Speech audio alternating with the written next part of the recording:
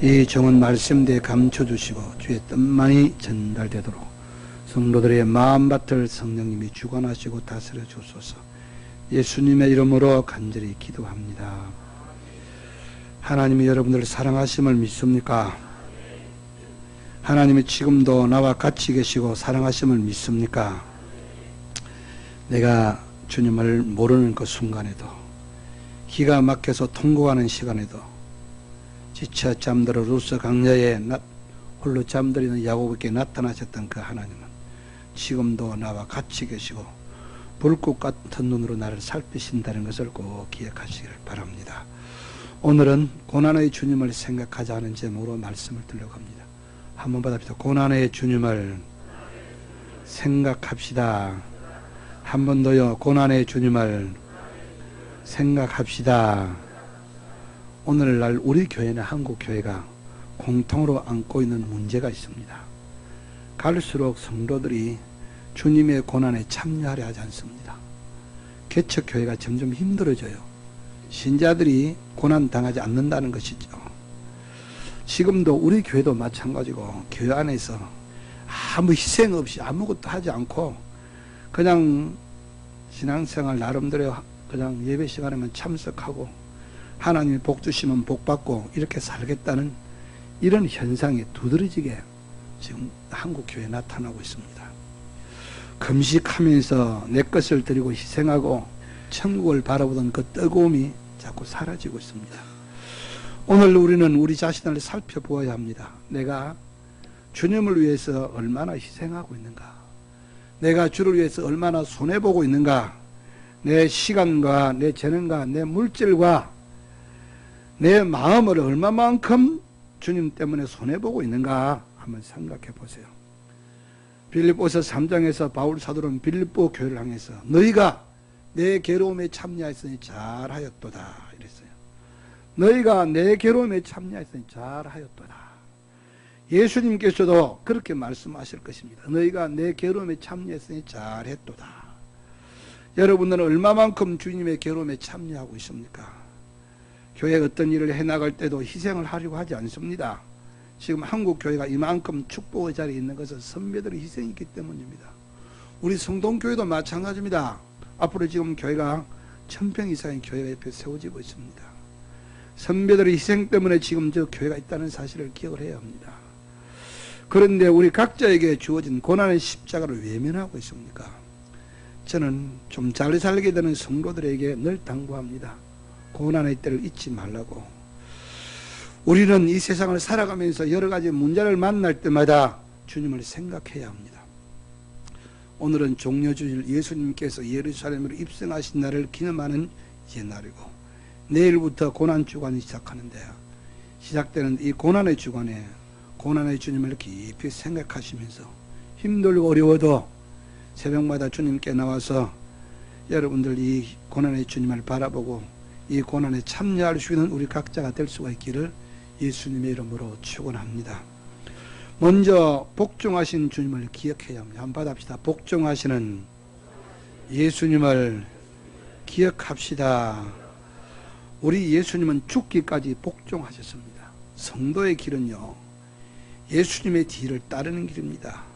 많은 사람들이 예수님을 왕으로 초대하려고 시도했습니다. 제자들은 지금 호산나 찬송하면서 노래하면서 틀림없이 이번에 거사가 새로운 국가를 만들어서 자신들이 꿈꾸는 세상에 올 것이라고 믿었습니다. 다른 백성들은 하나같이 기다리던 모세가 메시아가 나타났다고 그들은 기뻐했습니다. 그러나 주님은 지금 죽으실 십자가를 생각하고 있습니다. 주님은 주님께서 십자가 죽으실 것을 말씀할 때마다 제자들은 이해할 수가 없었습니다. 주님은 자신은 이 땅 위에 하나님의 뜻을 이루기 위해서 오셨다고 그랬습니다. 여러분들, 우리의 이성과 거리가 먼 복종이라는 것은 참 어렵습니다. 다니엘의 세 친구가 화영장에 몸을 던질 때 그 가족들이 어떤 생각을 했을까? 그 아내는 얼마나 울었고 자녀들은 얼마나 기가 막혔을까?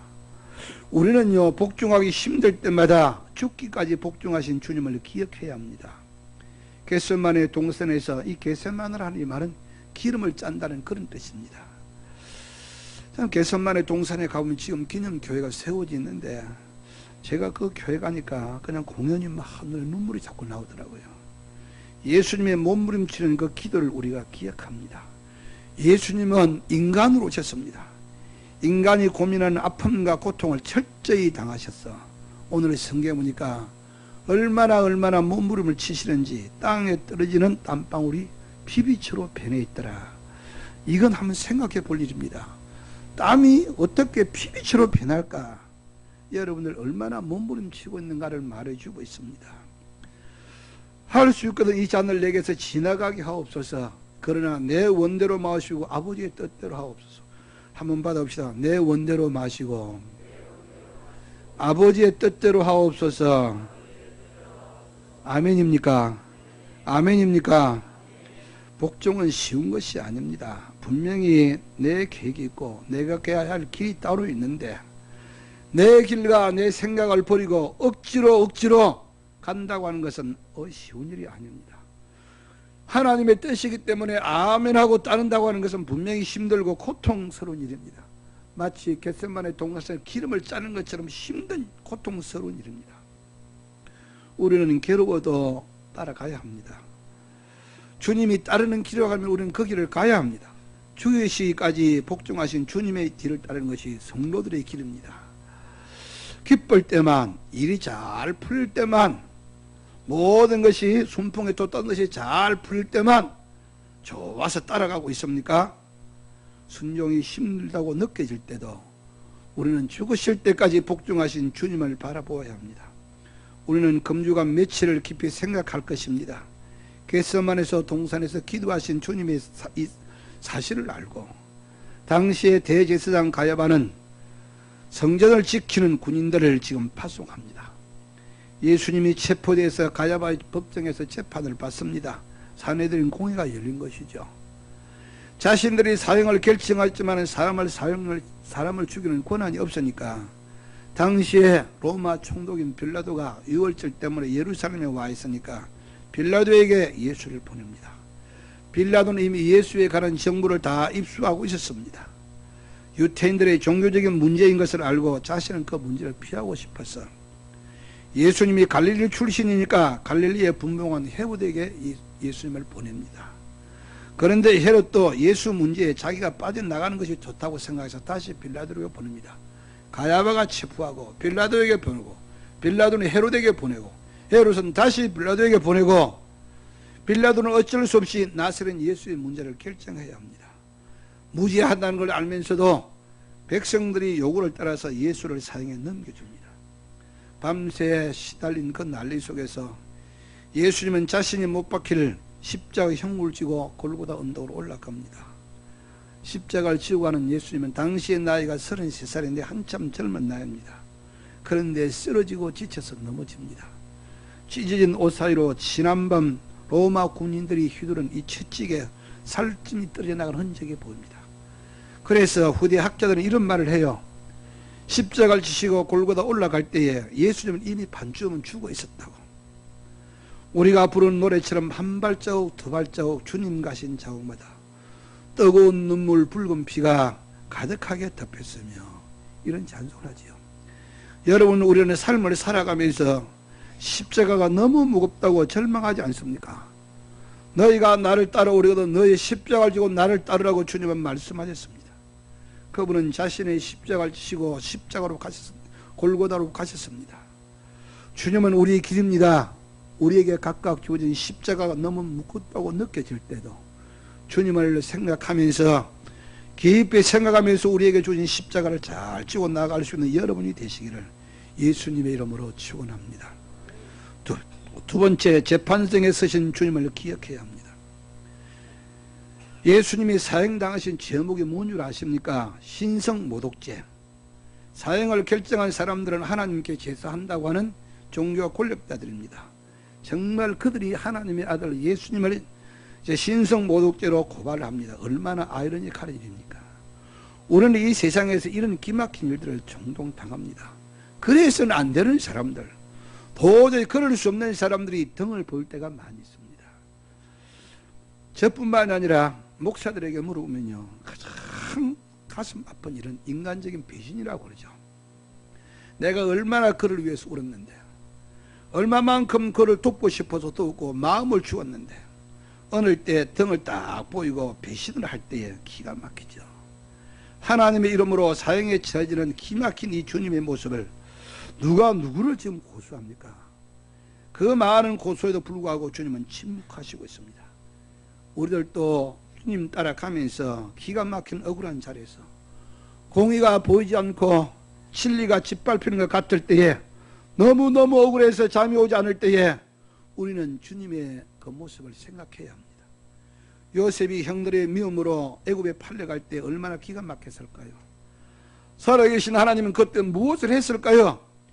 형들이 아버지 앞에 나아가서 요셉의 옷을, 피 묻은 옷을 보이면서 요셉이 동물들에게 먹힌 것 같다고 뻔뻔스러운 거짓말할 때 하나님을 왜 침묵하셨을까요?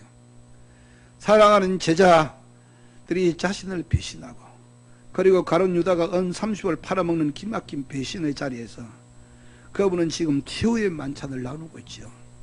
우리는 너무 억울하고 너무 기가 막혀서 울고 싶을 때에 무지하시지만 재판장에서 고소를 당하시는 그 주님을 기억해야 합니다. 재판이 끝난 후에 군인들은 예수님을 희롱하기 시작합니다. 왕의 옷이라고 어디에서 홍포를 구해서 입히고 머리에 가시관을 씌우고 손에 갈대를 잡히고는 이스라엘 왕이라고 절하면서 조롱하고 비웃고 얼굴에 침을 뺐습니다. 그리고 옷을 벗기고 채찍으로 때리는데, 당시에 로마 군인들이 사용했던 채찍이 지금도 박물관에 남아 있습니다. 가죽 끝에는요 새 조각이 끼워져 있더라고요. 이걸 가지고 휘두르게 되면은요 살찜의 부위가 떨어져 나가는 무서운 채찍입니다. 재판 후에 로마 군인들의 장난감으로 내준 것이죠. 이것이 예수님의 고난의 모습입니다. 이 세상에는요 정의가 이기고 불의가 반드시 패배해야 되는데 그러지 못할 때가 많이 있어요. 우리가 주님을 따라가면서 정말 누구에게도 말 못하는 기가 막힌 어려움을 만날 때도 있습니다. 죽고 싶을 만큼 정말 죽지 못하는 안타까울 때가 있습니다. 그때마다 무지하신 주님이 빌라도의 법정에서 재판을 받으시던 그 기가 막힌 그 예수님을 우리는 깊이 생각해야 합니다. 마지막으로 십자가에서 기도하시는 주님을 생각해야 합니다. 골고다는 당시에 사형장이었습니다. 지금은 사람으로 북적이는 곳이지만요 족수리가 먹이를 찾아 날아다니는 끔찍한 현장이었습니다. 우리는 십자가를 지시고 골고다 언덕으로 올라가시는 주님의 모습을 가끔씩 생각해야 합니다. 사람들의 비웃음을 받고 조롱을 받으면서 십자가를 지시고 골고다로 지금 흔들리면서 올라갑니다. 형장에 도착해서 십자가의 못을 받고 피가 흐르고 갈증과 고통으로 십자가에서 예수가 몸부림칩니다. 그래서 온몸에서 피와 함께 수분이 다 빠져나갈 때까지 매달려 있습니다. 당시에 십자가형은 지난주에도 말씀드렸지만은 로마 자국민들이 아니라 식민지 국가만 행하던 사형법입니다.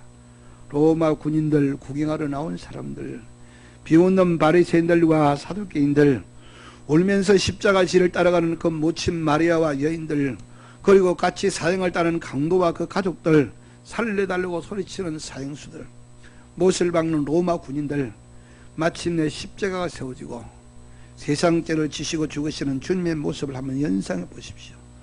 그리고 사랑하는 모친 마리아를 제자 요한에게 부탁하는 모습을 생각해 보십시오. 나의 하나님, 나의 하나님, 어찌해서 나를 버리셨습니까? 인간 예수님이 마지막 통곡을 하고 있습니다. 천지를 울리는 주님의 부르짖는 기도를 생각해 보십시오. 인간이 되신 예수님은 철저히 하나님께 버림을 당하십니다.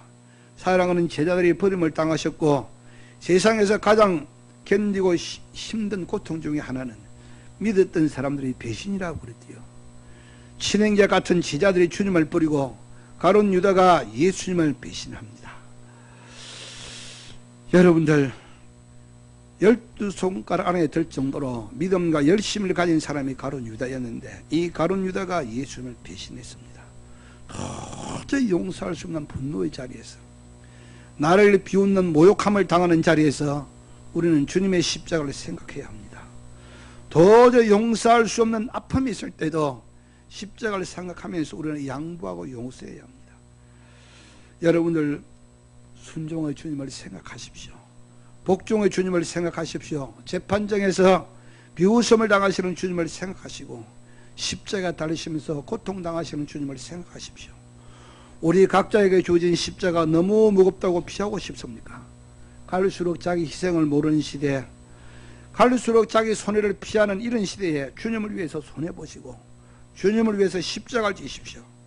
우리는 겟세마네 동산에 피를 흘리시던 그 주님을 기억하시고 빌라도의 법정에 서신 주님을 묵상하며 살아가야 합니다. 버림을 받았고 강고를 많이 겪었고 멸시를 당했고 이사야서 53장에 나오는 말씀이죠. 우리의 질골 지고 우리의 슬픔을 당하였는데 그가 찔림으로 우리가 허물 때문에 그가 찔렸고 우리의 죄악 때문에 그가 상했다고 기록하고 있습니다. 예수님이 징계를 받음으로 우리가 평화를 누리고 그가 채찍에 받음으로 우리가 나음을 입었다고 기록합니다. 그런데 우리는 얼마나 많은 경우에 내 십자가가 너무 무겁다고 할 수 있는 대로 빠져나가려고 얼마나 소리치고 있습니까?